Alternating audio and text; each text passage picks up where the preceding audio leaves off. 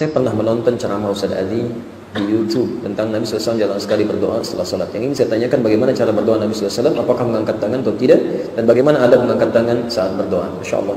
Antum minta doanya sudah type. Antum kelas advance ya, kita baru istighfar, antum sudah berdoa ya. Masya Allah. Taib.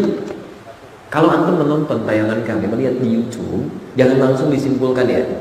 Jangan langsung disimpulkan. Lihat dulu dalam suasana apa saya mengajar, di mana saya mengajar, dan apa yang ditanyakan kepada saya dalam konteks apa saya menjawab.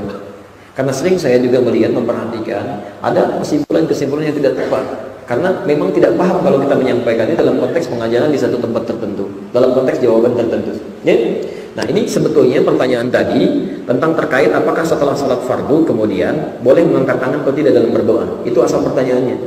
Lalu saya jawab dalam konteks ini. Pertama masalah doanya, kedua masalah mengangkat tangannya.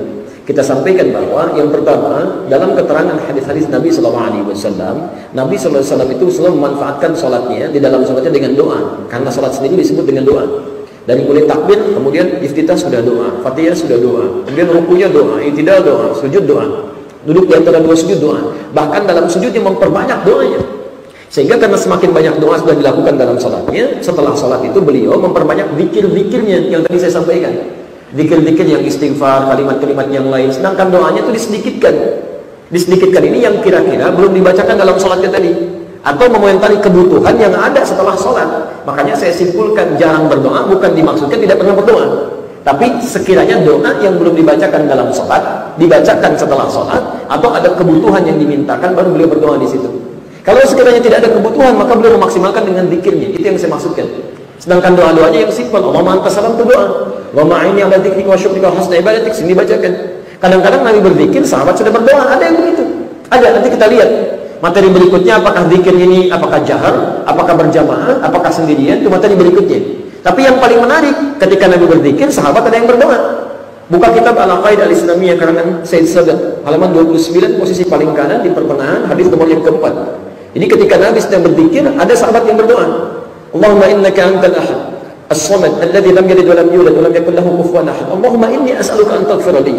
Ya Allah, saya akui, saya yakini Engkau adalah Allah al-Ahad, satu-satunya yang tempat bergantung, tidak beranak, tidak diperanakan, tidak ada sekutu bagimu ya Allah. Hamba memohon ya Allah, mohon ampuni dosa hamba. Kata Nabi, tahu dari mana kamu doa itu? Antadri, tahukah engkau? Ini adalah doa. Idza du'iya bihi ajaba wa idza su'ila bihi a'ta. Doa ini kalau engkau mintakan dengan itu akan dikabulkan, kalau berdoa akan dijawab.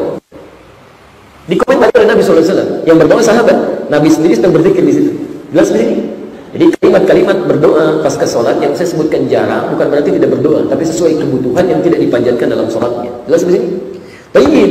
Nah sekarang dari situlah kemudian disimpulkan yang mengatakan kami mengambil hadis dari At-Tirmidzi, Nabi tidak pernah mengangkat tangan setelah selesai sholat fardu, karena memang yang dibacakan Nabi setelah selesai sholat itu zikir, zikir kalimat thayyibah bukan doa. Antum saat istighfar mengangkat tangan enggak? Astagfirullah, astagfirullah, astagfirullah. Kan tidak kan? Ya, saat doa itu yang diangkat. Doa mengangkat tangan, sering Nabi mengangkat. Sampai-sampai turun ayat Quran mengatakan Nabi sering mengadah ke langit mengangkat tangannya bermohon. Quran surah kedua Al-Baqarah ayat 144, posisi paling kiri sebelah bawah. Ketika Nabi meminta kiblat dipindahkan ke arah Al-Masjidil Haram. Qad nara taqalluba wajhika fis sama. Kami sering melihat engkau menengadahkan wajahmu ke langit memohon, mengangkat tangan bermohon kepada Allah, ya Allah, ya Allah. Alihkan kiblat diri. Baik.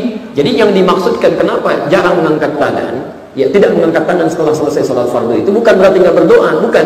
Karena Nabi langsung berzikir dengan kalimat istighfar yang tadi itu yang kita uraikan itu. Sedangkan kalimat itu tidak menuntut mengangkat tangan. Jadi hukum mengangkat tangan pasca berdoa itu boleh-boleh saja. Kalau antum misalnya ingin berdoa, mengangkat tangan boleh. Bahkan hadisnya banyak di situ yang menerangkan bahwa orang-orang yang mengangkat tangan saat berdoa, masya Allah, itu lebih cepat dikabulkan oleh Allah Subhanahu Wa Taala. Bahkan bahasa hadisnya, Allah sangat malu kalau membiarkan orang menengadahkan tangannya tanpa mendapatkan apa-apa dalam keadaan hampa maksudnya. Jelas di sini. Jadi kalau membaca hadis, jangan kalimatnya begini langsung disimpulkan, tidak. Ada ilmunya di situ. Harus dilihat. Tidak semua hadis yang antum baca terjemahannya begini maknanya begitu, belum tentu.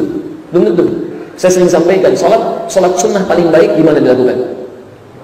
Di rumah, jangan sampai sini bacanya. Afdhalun nawafil fi baiti, ya, malam takunil faraid. Salat nafilah terbaik di rumahnya sepanjang bukan salat fardu. Belum selesai. Kalimat salat seterusnya wa baiti huna, dan rumahku di sini. Kata Ibnu Hajar Al-Asqalani kalimat wa baiti huna, fa hadha yadullu ala anna idza kana baituhu qariban minal masjid. Ini menunjukkan hukum bahwa jika rumahnya dekat dengan masjid. Karena rumah Nabi di masjid. Begitu adzan, Nabi sholat sunnah di dalam di rumahnya. Begitu iqamat, beliau keluar, rumahnya dekat dengan masjid. Tapi kalau rumah antum misalnya jauh dari masjid, tunaikan di masjid. Anda misalnya rumah dekat dengan masjid samping, ingin subuhan di sini, tunaikan sunnahnya di rumah supaya tempat sujudnya lebih banyak, menjadi saksi di akhirat. Tapi saya, Masya Allah, rumah di Bekasi, mau ngajar subuh misal di Istiqomah di Bandung, sholat sunnahnya di sana, nyampe sini kapan? Bukan cuma sholat subuhnya, kajian bisa kelewatan. Nah itu cara baca hadis di antaranya. Makan yang sunnah dengan apa? Tangan atau sendok? Tangan berapa jari? 3 jari. Berarti kalau 5 jari nggak sunnah. Coba baca dulu hadisnya. Mungkin antum baca dengan terjemahan, tidak dibaca dengan ilmunya. Ada balaghah di situ, ada kinayah, ada majaz. Nabi menyampaikan, makanlah kalian dengan sunnah seperti ini. 3 jari yang dipegang kurma begini. Kurma dipegang dengan 3 jarinya, mencontohkan makanlah seperti ini. Sedangkan zaman Nabi sudah ada roti disobek, yang lain dan syurbah macam-macam. Tayyib. Disepakati oleh ulama, dilihat di situ yang dimaksudkan. Disepakati itu dilihat hadisnya maksudnya. Dianalisis. Ketika dikatakan megang seperti ini bukan mengisyaratkan setiap makan harus dengan 3 jari, bukan. Maksudnya makan sesuai kadar makanan. Kalau antum makan kurma dengan 5 jari, apa maksudnya? Artinya apa? Itu bahasa Jepangnya rawok. Ambil begini, tek 5 jari. Maksudnya makan sunnah itu sesuai dengan kadar makanannya. Kalau nasi 5 jari, antum makan nasi pakai 3 jari, kapan habisnya? 3 jari. Kok lambat banget? Ini sunnah Nabi. Begitu, lihat konteksnya. Orang sudah nyiapkan sayur, dimasak-masak, berapa jam cari bumbunya, udah jadi, didiemin aja. Kenapa nggak diminum? Masih panas ya? Bukan. Kenapa? Sunnah Nabinya pakai tangan, nggak bisa ngambil tuh. Airnya nggak bisa, diulupnya nggak bisa kan? Mau ngambil mangkuk pakai 3 jari begini susah. Ya, gunakan sendok dengan baik, makan dengan baik, itu poinnya. Jadi makan sesuai kadar makanannya, itu poinnya. Nanti banyak sekali banyak, dan ada hadis-hadis yang sensitif ya, masalah isbal, masalah janggut, masalah macam-macam dan sebagainya. Jadi ada hadis yang sifatnya lafzi, yang lafadznya langsung begitu, ada maknawi yang harus dilihat konteksnya seperti apa. Jelas di sini? Teman-teman sekalian, itu sudah 9:30 dan sudah lewat waktunya. Ada beberapa pertanyaan-pertanyaan yang hadir di sini. Mohon izinkan saya untuk mengambil pertanyaan ini. Sebagian nanti saya bawa, besok saya jawab di Istiqomah ya, karena waktu kita juga terbatas untuk malam ini, supaya antum bisa istirahat dulu, ya bisa tahajud malamnya dan tidak kesiangan bangun subuhnya, kan? Baik, kita coba cukupkan dulu untuk kali kita malam ini. Kita nanti kumpulkan ini. Besok sebagian saya jawab di Istiqomah. Bila ada sebagian lagi yang tidak terjawab, insya Allah nanti di sesi Al-Quran Sunnah Solution kita bisa jawab setiap malam Jumat. Izin menyampaikan informasi, malam Jumat ba'da maghrib dan ba'da isya kita lanjutkan sesi tanya jawab dan bisa interaktif insya Allah. Teman-teman yang sekiranya belum tersambung untuk telepon, ada baiknya untuk SMS kan atau masukkan ke media sosial di Akhir TV supaya itu bisa dirangkum sebelum kajian, bahkan kita bisa hadirkan. Itu yang saya lakukan di teman-teman yang lainnya. Jadi ada yang bertanya, kenapa Ustaz saya telepon sulit, saya nanya susah. Antum kirimkan sebelum kajian itu boleh. Nanti itu dicatatkan oleh panitia, kemudian ditampilkan dan kita dahulukan untuk dijawab. Insya Allah. Besok Sabtu kami hanya mengisi di Istiqomah saja, karena paginya jam 8 harus hadir di akad pernikahan, jam 9 di Istiqomah dan akan langsung kembali ke Bekasi. Malam tidak mengisi, tapi insya Allah mulai bulan depan kami buatkan jadwal untuk setahun ke depan yang 6 bulannya sudah bisa dipublish. Dimohon izin untuk taklim ke depan selama 6 bulan sampai dengan Juni-Juli, yaitu sudah terisi dan insya Allah akan dipublish termasuk di Bandung. Jadi dari Jumat sampai Ahad insya Allah saya berada di Bandung di pekan yang ketiga. Di pekan yang ketiga dari Jumat sampai dengan Ahad subuh yang terakhir di Kota Baru Parahyangan. Nanti insya Allah jadwalnya bisa dihadirkan, antum bisa siapkan, dan silahkan dengan ustadz lain pun antum bisa maksimalkan dan makmurkan mesinnya.